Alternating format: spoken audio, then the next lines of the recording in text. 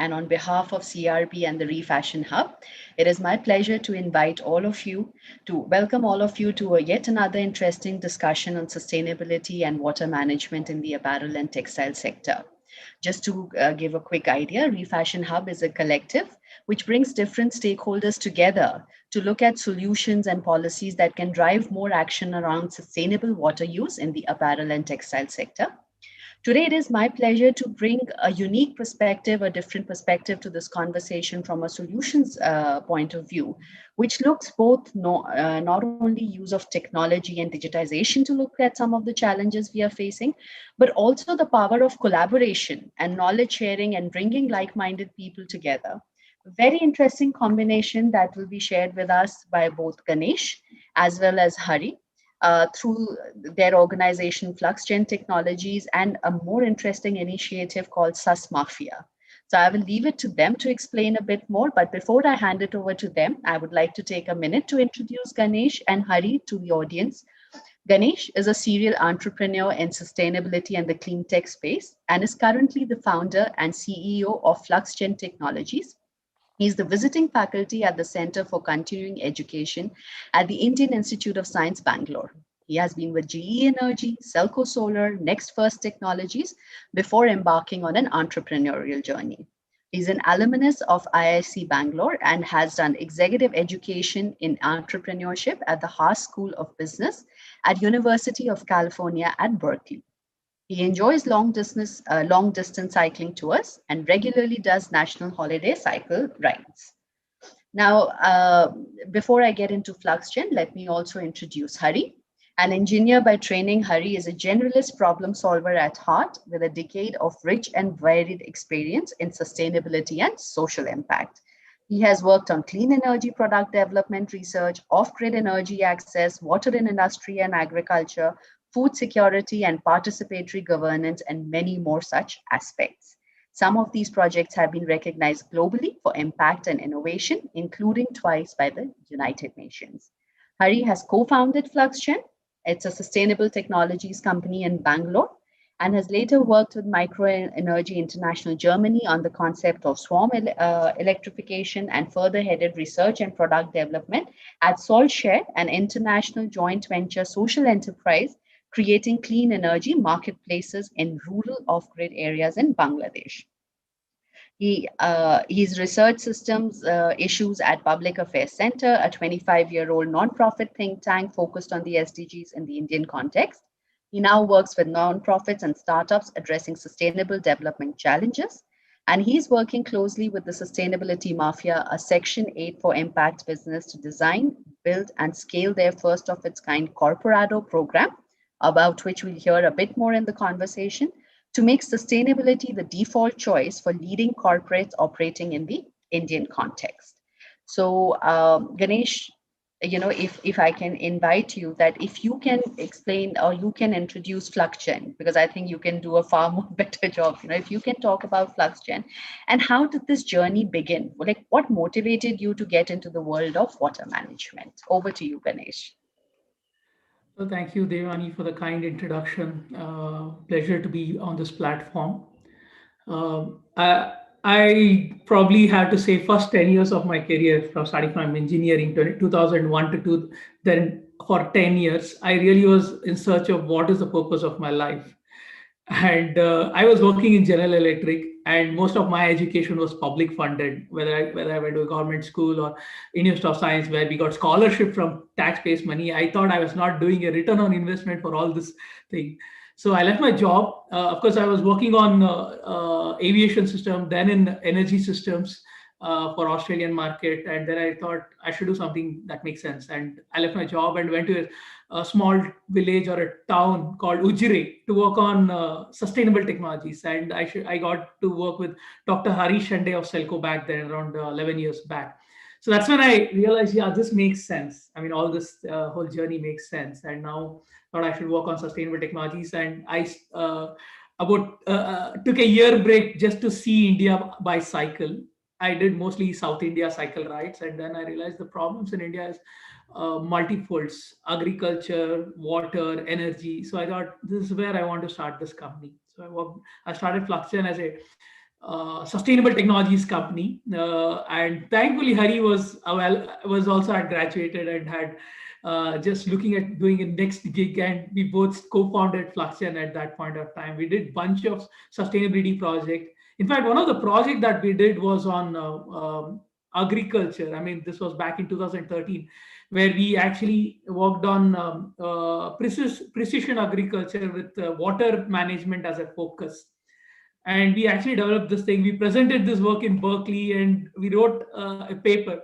But actually, nothing of these things moved to going. I mean, it was a very successful pilot at a small agricultural land, but it didn't really take off really well, and we didn't really understand the cost of water that well as we understand today.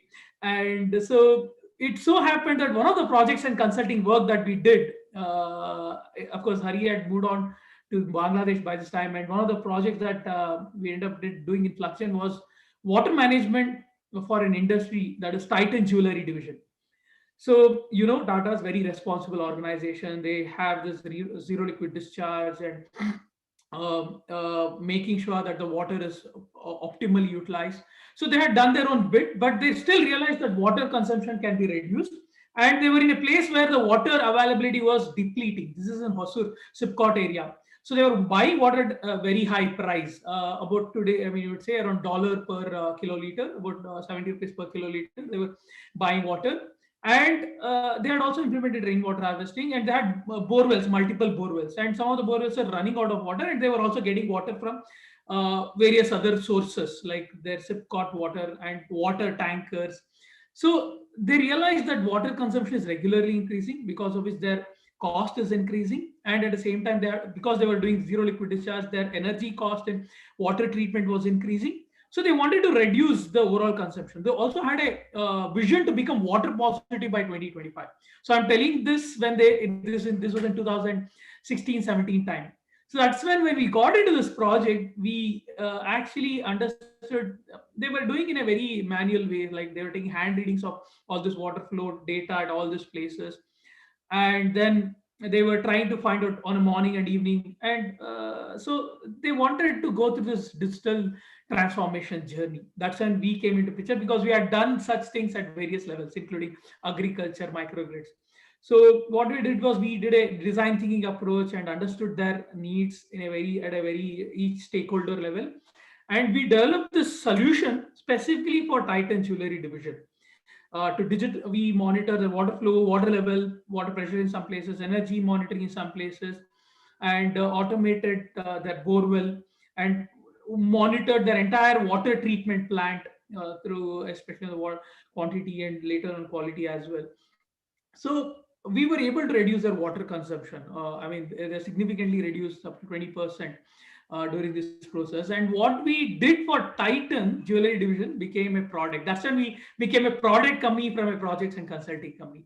Today we have more than 50 plus sites and 30 plus customers running our solution. And so I should be, and whatever we have done, we have innovated with our customers.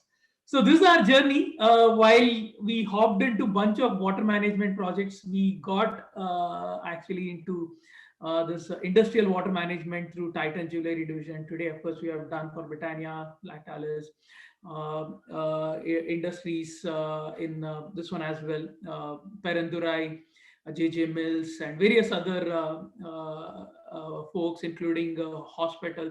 One of our customer today, hospital, Chikupuswai Hospital, implemented our solution similar to what we did for Titan, and they won the CIA National Water Award after deploying the solution.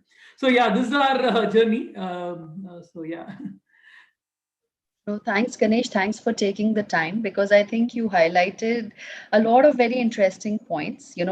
Successful pilots not getting scaled up, the cost of water. And this is a reality in front of the industry today, that consumption is increasing, availability is going down, costs are increasing, and there is a need. And, the whole partnership and customized solution, and then using data and using digitization to make your life easier, I think, but also to accurately measure the problem, right? Because you're eliminating that scope for error and looking at solutions that really make a change. So I think that's fantastic. And it's good to hear about FluxGen, but at the same time, we also know that you would manage something very interesting called the sus mafia. And it's a very interesting name.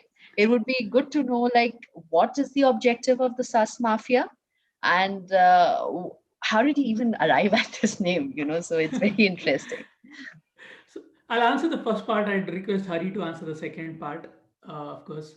So yes, as I told you, we are a projects and consulting company. Because earlier to this, and I had built network with a lot of our friends in sustainability, people in rainwater harvesting, people in solar electrification, people in waste management. We realized the people who want solution in sustainability generally want 360-degree level solution, because they just don't want to say that I just did this and I'm sustainable. They were very focused, especially the first set of people who really adopted were really genuinely serious about it. And at the same time, we realized the solving this problem, not necessarily government cannot do everything. Government can do a lot of things, but not everything. So it is very funny that I realized that the current generation, we need to talk to them in the language they would like. And we used to play a lot of mafia games and video game generation. So we realized, let's have something called a mafia, green mafia, and let us try to see how we can work alternatively, and try to come up together as a solution provider together, and how we can actually face this whole climate change and sustainability issue in multiple folds and go together. And we came with this mission statement that to multiply the impact of sustainability leaders through goal oriented collaboration. And with a vision, what used to be my vision for my career, to make sustainability the default choice for the world, I realized this is better put for this organization, Sustainability Mafia. It started with a blog post, went on to become a WhatsApp group, and then to a Section 8 company. And today, finally found out this product for the what we call as this entity. Though we did TEDx, Asmafi, and various other events, we have this thing called Corporado program. That's where I would request Hari to share his thought, because Hari has been a champion and he heads this program. Sure. Thanks, Ganesh. So let me talk about what we're doing through the Sustainability Mafia's Corporado program. First of all, we sort of asked ourselves, what is it that we have that is really unique? And so we have a community of top-notch entrepreneurs in sustainability who, okay, as a first, are helping each other and are leveraging strengths and collaboratively increasing their impact. But we felt that the real power of a community like this gets engaged on two fronts. One is when we start improving the efficiency of the marketplace for sustainability in India, and second is when we leverage the power of the community to accelerate problem solving and the creation of new models for sustainability. And if you think in terms of the marketplace, there are different types of people who need to be concerned with sustainability for various reasons, including major corporates or the companies in their value chains, or global MNCs in India, or even Indian corporates, so on and so forth. And it's perceived as a problem for them to go around looking for solutions which could be not very well known, because most of the such solutions in India are created by startups. It's not an established and already mature sector, and so it takes a lot of time and effort for them to go running around looking for startups, evaluating them, seeing whether they fit into their problems. And for some of the problems, there may not even be startup solutions available to solve them off the shelf.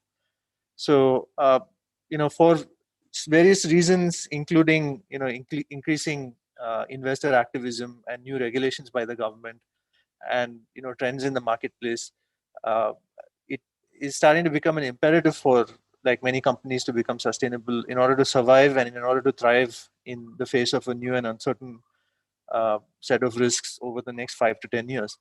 And the program is designed to accelerate the strategic pivot of these companies through this through the next decade. So we're looking at global majors operating in India because they already know that they need to get sustainable in so many different aspects. But we're also looking at Indian corporates who have, sort of legacy businesses which have decided that in order to stay competitive and stay ahead of the pack, they need to be doing something different, and sustainability gives them a competitive advantage. So we take these companies through the corporates, we call the corporados, we take them through a journey of 1 year where they cover all the aspects of sustainability from various dimensions, including decarbonization and water management, circularity and waste, and another category which we call sustainability in the DNA or sustainability for the value chains, for example. And in each one of these are spread over 4 quarters, and in each of the quarters we have basically a sprint across 3 months to develop a strategic plan for the next 3, 5, 10 years for these companies, as well as to introduce them to the top solution providers and facilitate those conversations so that hopefully by the end of the game they have solutions in their pocket and they have some new models to try out for those problems which are super important for them, but there are no off-the-shelf solutions.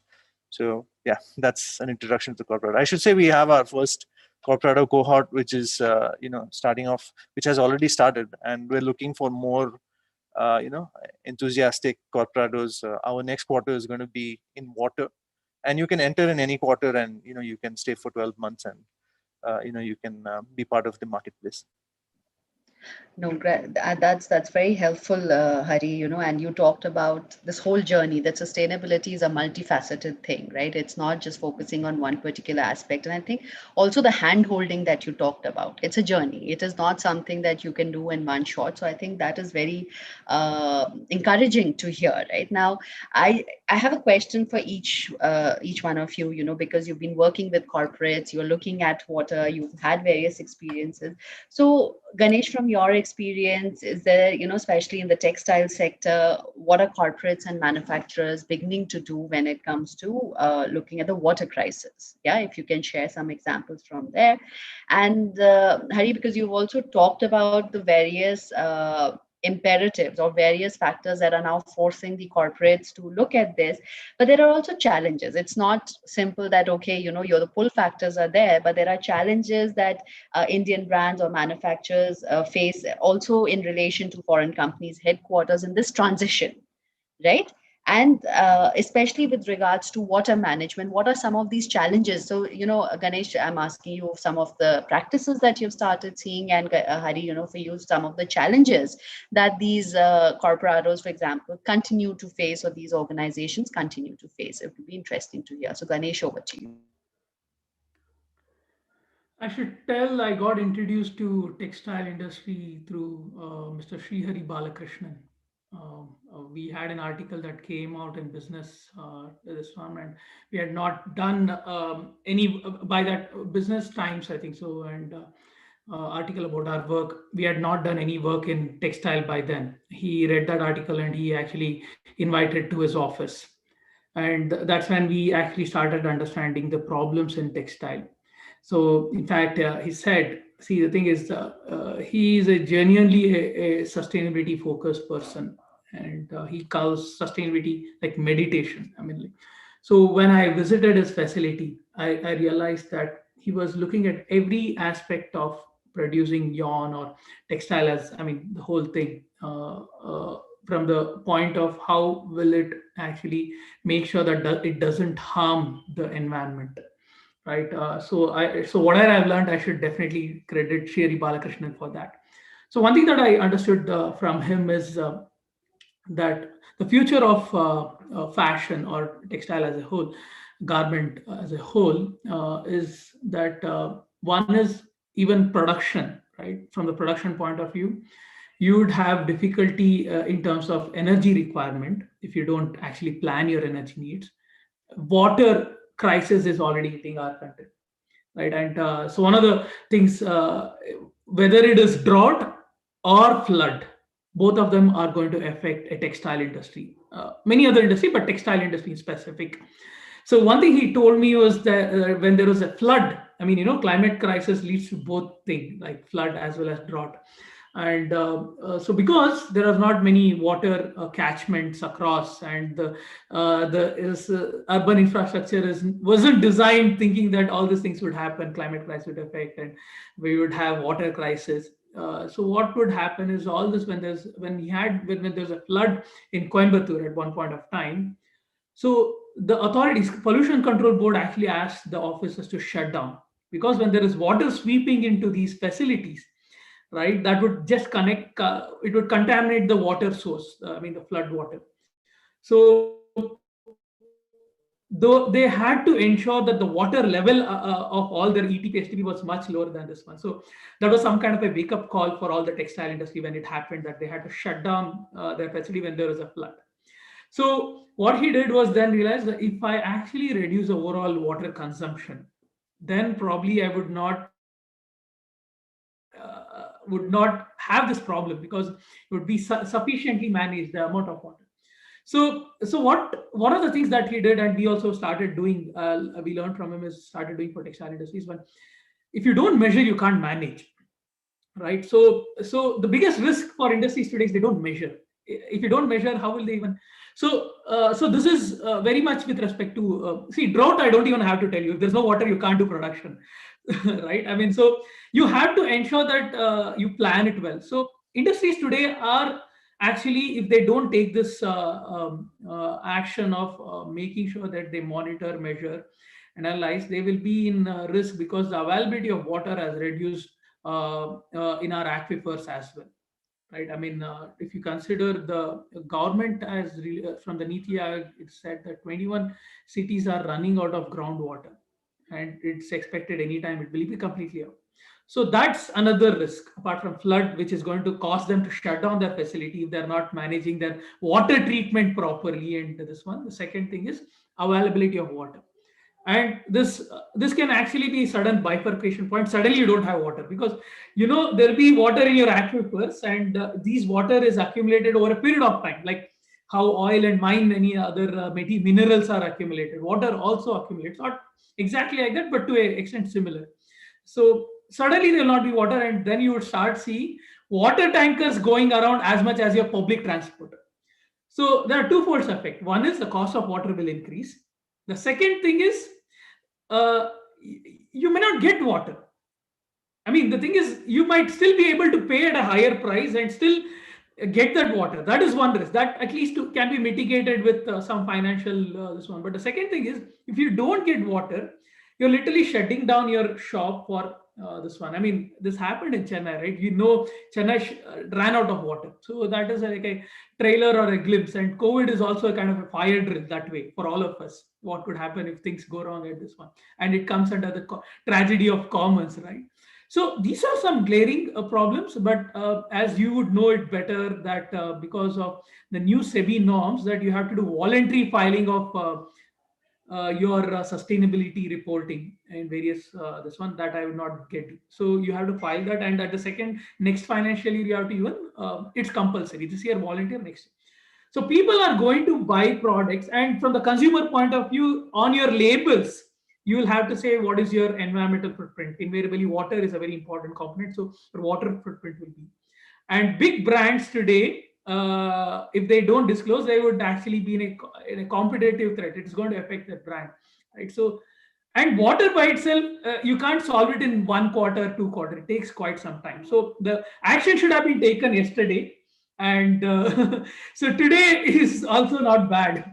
So if they actually ensure that they bring predictability, at least by measure, monitor, analyze, and then you can improve and control. I mean, I'm going with the Six Sigma language. So at this point, I want to stop, and I would let Hari take it forward from this point.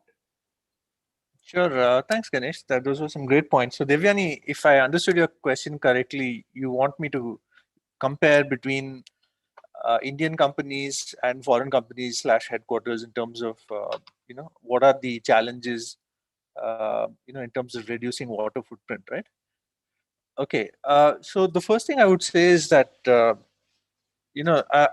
my points are going to be just very contextual to what I've experienced and what people have been telling me, and I'm learning all the time. So it is highly possible. It could be possible that uh, these points will change tomorrow or a few weeks down the line, a few months down the line, because I'm getting immersed in this field, so to speak, this specific thing.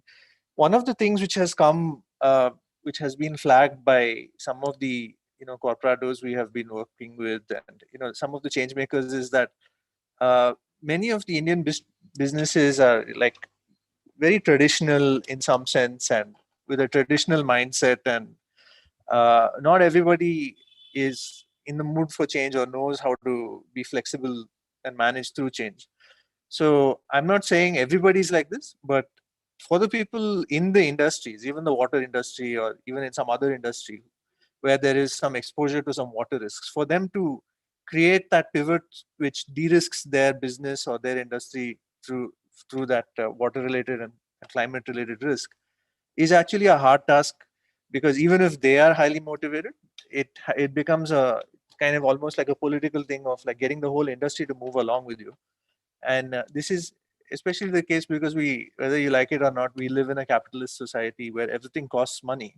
So there's a lot of resistance which people face, even the change makers inside these industries. And uh, you know this is something which we need to systematically figure out how to strategically address through the right messaging and the right advocacy and the right like interpretation of government regulations and the right like lobbying within the industries themselves. That's point number one. So why does this happen? So I won't get into the cultural thing of like why do we stay traditionalist, but one of the non-cultural aspects is that, like I said, these things are cost sensitive. So there is a financing gap. So I have the feeling that if the solution was free, or if it didn't cost any money to decarbonize, and if it didn't cost any money to install flux gen solution, etc., then it would have been done day before yesterday. So there is a financing gap. So that's the second thing. And it may be that Indian companies find it harder to plug that financing gap, especially at the beginning when the value has not been conclusively proven to everybody compared to a foreign company. Foreign companies, on the other hand, in terms of their mindset, they already are operating across the world and they already evaluate markets based on, for them, India is a water stressed market from the start. So because they are evaluating it in comparison with other marketplaces, they are weighing the risks of operations in India compared to other marketplaces. And their capital always has risk numbers associated with it. And these risk numbers include increasingly ESG risks, which are starting to get quantitatively affect the value of that capital and the returns on that capital through corrections called through a process called ESG integration. So they're looking, their hypermobile capital will just pull out if the water related or climate related risk is too high.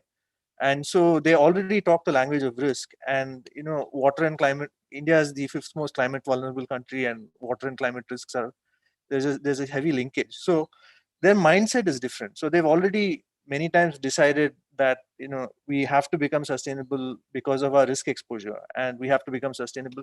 The risks are of so many types. So that's one difference I see. The cost sensitivity is another. Now, how do you solve the financing gap at scale? So this is something which would like presumably affect anybody, Indian or foreign, operating in an Indian context. uh, there have been models which have been successful for energy. For example, the ESCO model or the pay for performance model, where suppose somebody installs an energy solution, you don't pay them a lump sum, but allow themselves to pay themselves and the financier back, and reduce your electricity bill based on how much they save. So could this be done with water? And for the foreign companies, they already know that they can save a lot of money through water efficiency investments, because they already have a lot of sophisticated modeling systems which they're using to compute the true cost of water. So if you look at the industry associations themselves for certain like heavily water intensive industries, uh, like in the beverages industry, they have publicly released toolkits which show how to compute the true cost of water based on certain parameters and so on and so forth, including the energy costs and so on and so forth. So their industry associations themselves, they know how to compute, the value of. So the value of water investments is seen as much higher because they are already aware of the true costs of not factoring in these. And I would say that since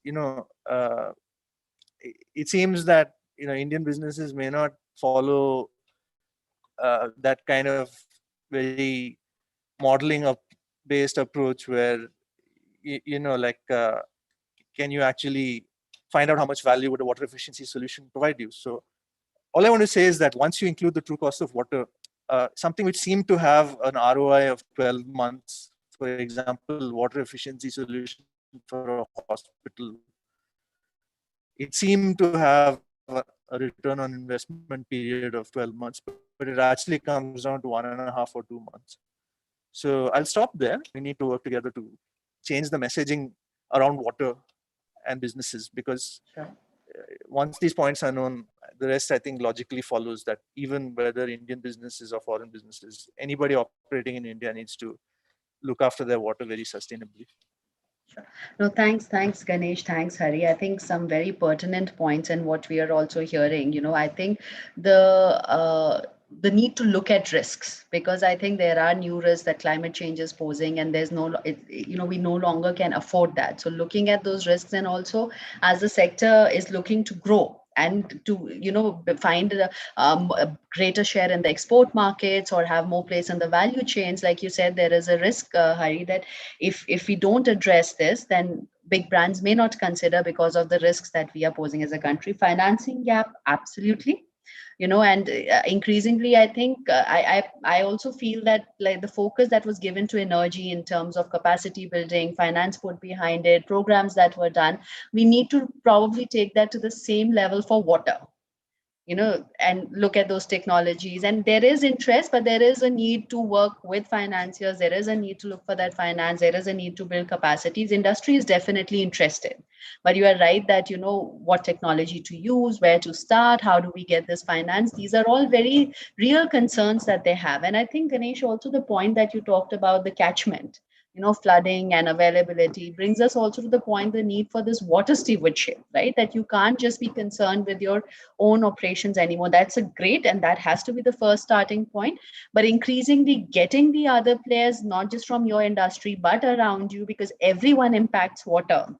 And that's something that we are looking to also anchor with the India Water Stewardship Network, a textile forum, which would look exactly at that can we look at a more holistic approach, can we look at a water stewardship approach, and can we look at a more water positive, like you said. I quite like the term that you have, and I know that you also had this as your FluxGen aquagen solution, to look at 1 billion liters of water per day is what you are aiming to save, right? I think looking at those kind of targets and those kind of roadmaps, I think is definitely needed. So it is there.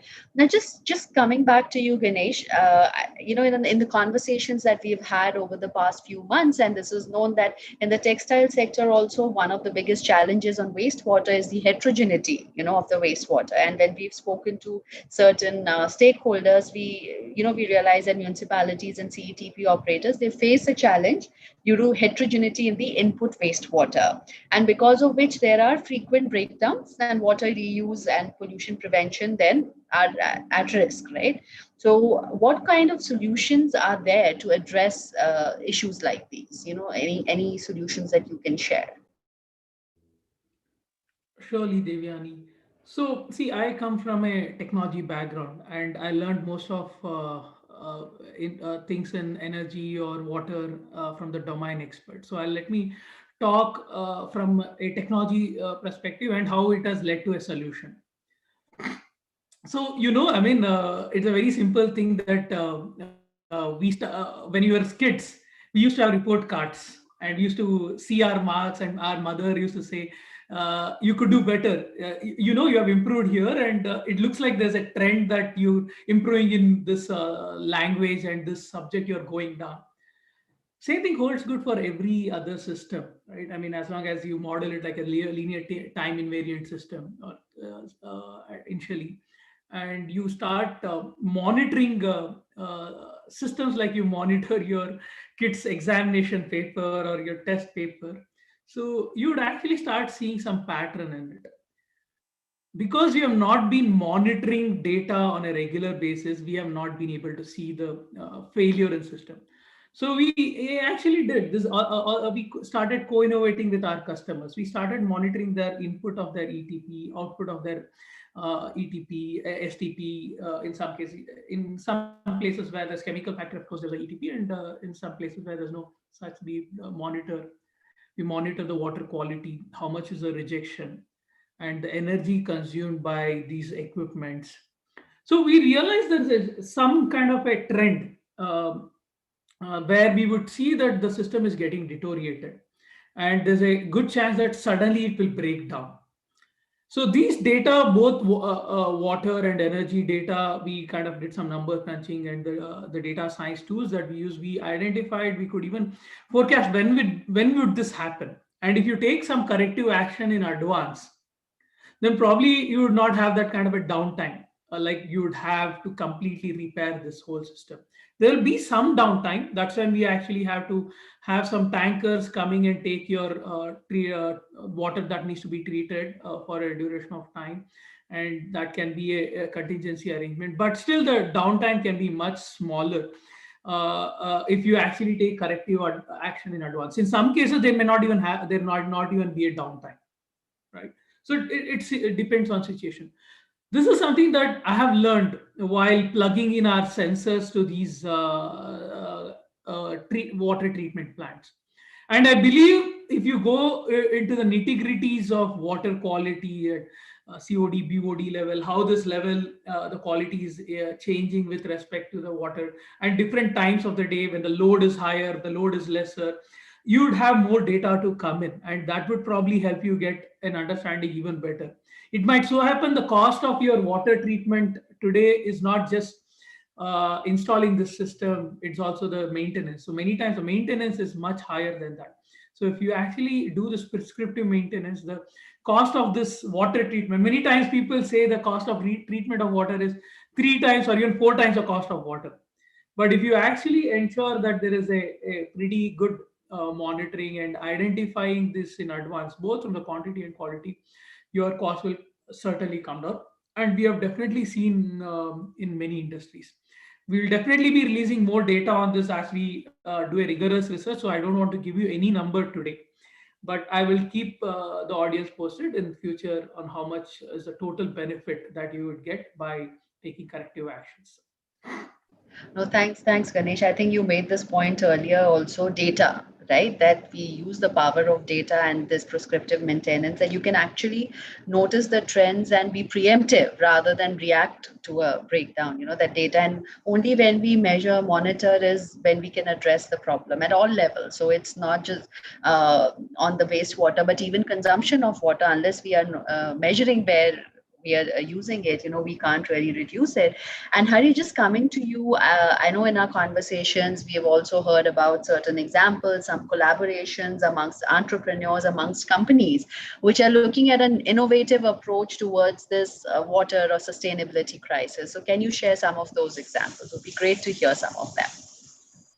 Well, yeah. So, I mean, I personally know several folks in the beverages industry whose companies are actually accelerating water-related innovations through public calls for startups. So, to apply their innovations on pilot projects and so on and so forth. So, it's among a different slew of initiatives. So, they also have things for circularity. They also have some things for maybe their energy requirements. They have a slew of different things, but water also shows up. So the way I would see it is as follows. So for the industries which know that they are exposed to a certain kind of risk, they need to offset their risk.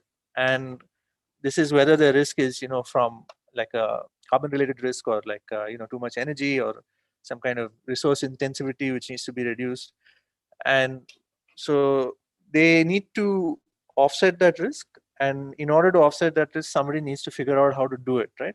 How to do some process with less water, or how to make a process more circular, or how to change the kind of process which is used so that it becomes more energy efficient, etc., etc. Now they may be in some business like entrenched and established as a huge major in that business. So they could be they could be like a huge uh, like a food and beverage kind of business, or they could be like some other huge entrance business. So their main task in life as a company is not to innovate for their particular needs, but to actually make their products, and like that's their key thing which they need to be doing. However, without this innovation and without accelerating this innovation strategically, they are in an extremely weak spot. So part of the risk mitigation is to accelerate innovation, and this happens through these kinds of open calls, which are then lead to acceleration programs, so on and so forth. I believe that many of these acceleration programs are not even with the explicit interest to cash in and cash out, or to take equity in companies and so on and so forth, but more to accelerate the innovation because the ecosystem needs it. And an interesting facet which I've seen in certain industries is that all the industry players are accelerating the innovation, and all of them believe that it's good for everybody, not just themselves, but everybody else. So it seems that for certain industries which are aware of the risk exposure, especially in water, they know that they need to innovate very quickly, and they're accelerating it through all kinds of programs. So that's what I would say. Also, what I'd like to say is when you take the ecosystem approach, a lot of different things start to become possible, which weren't even conceivable in like a more hierarchical approach. So, for example, we have a smart cities program. So the smart cities program has like data infrastructure built in as part of the infrastructure, right? So by data infrastructure, I mean companies like the IUDX, for example, which is the India Urban Data Exchange, which is designed for public data exchange of different entities within the smart cities digital ecosystem. So the question then becomes, for my various applications, how can I leverage those parts of the ecosystem? That could be called stakeholder collaboration in a sense, but it could also be called, how do I utilize new marketplaces which are opening up in order to enable certain things? So we talked about, for example, decentralized wastewater usage and so on and so forth just now. That kind of application, for example, Uberized logistics for wastewater, which there's already a company doing called Rentoreva. I mean, that could be accelerated if you had access to a data infrastructure which sort of was had a lot of parties collaborating and coming on board. And what I want to say is that the trend towards managing infrastructure, not just water infrastructure in the world, has been heading towards a digitalization, which is called the digital twin infrastructure. And this holds for all kinds of different infrastructure. So you'd have, let's say, a bridge, and you'd have a digital twin of the bridge with sensors in it to say what is the health of it. So you could also do this with water infrastructure, and collaborative parties on that digital infrastructure could start interacting with each other. So you could, for example, route your logistics the same way Uber does, as I was saying. But there are so many hundreds of applications which you could do to manage water. And looking at it, from a planning perspective, you now have access to so much data from so many different entities. The data itself is collaboratively entering an ecosystem, which and that could be used to sort of create value in water management. So this is the vision looking forward. There is going to be increasing digitalization wherever we go. That's what we hear people speaking about. The question is going to be, how do we ensure that the real world partnerships are in place to take advantage of these digitalizations? I mean, wherever they occur, it could occur even in the value chains in the agri value chains of so many companies, or it could occur in the value chains of the textile companies to help them, have visibility on how much water they're using. And, so I think a value chain approach needs to be followed along with digitalization. So that's what I would say. No, that's great because I think you've touched upon collaboration for innovation, because I think these partnerships for innovation definitely, and I know that the government is also trying to promote more industry academia innovation and industry. I think that's fantastic. And this risk approach that you've talked about, that who is best suited to address that risk, and how do we build those collaborations and innovation. So I think this has been very, very interesting, because you've touched upon the need for digitalization. Data will have a role to play. Digitalization is coming in now. It's up to us. How do we want to leverage? There are interesting solutions out there. There is a need to innovate. There's a need to speak a lot more, and there is a need to, you know, get like-minded people together to accelerate action. So, those are some of the key takeaways. I mean, there's a lot more, but this has been extremely helpful and this has been very interesting. And we definitely will keep in touch, because we've had a conversation that how can we keep this, partnership going, and how can we magnify some of the impact, and how can we magnify the conversations that we are having on platforms like yours, and the initiatives. So we'll definitely keep in touch. So Ganesh, Hari, thank you so much for taking the time and Thank speaking you. to the audience today. It has been extremely helpful and very, very interesting. Thank you, Devini. Thank you No. to Yeah. your Center for Yeah. Responsible Business. Yeah. So take care and have a good Yeah. day. Okay, bye Okay. bye. Bye bye. Thank you so much, Devyani. Really great pleasure speaking at this event. Thank you. Thanks a lot. Thanks. Bye bye.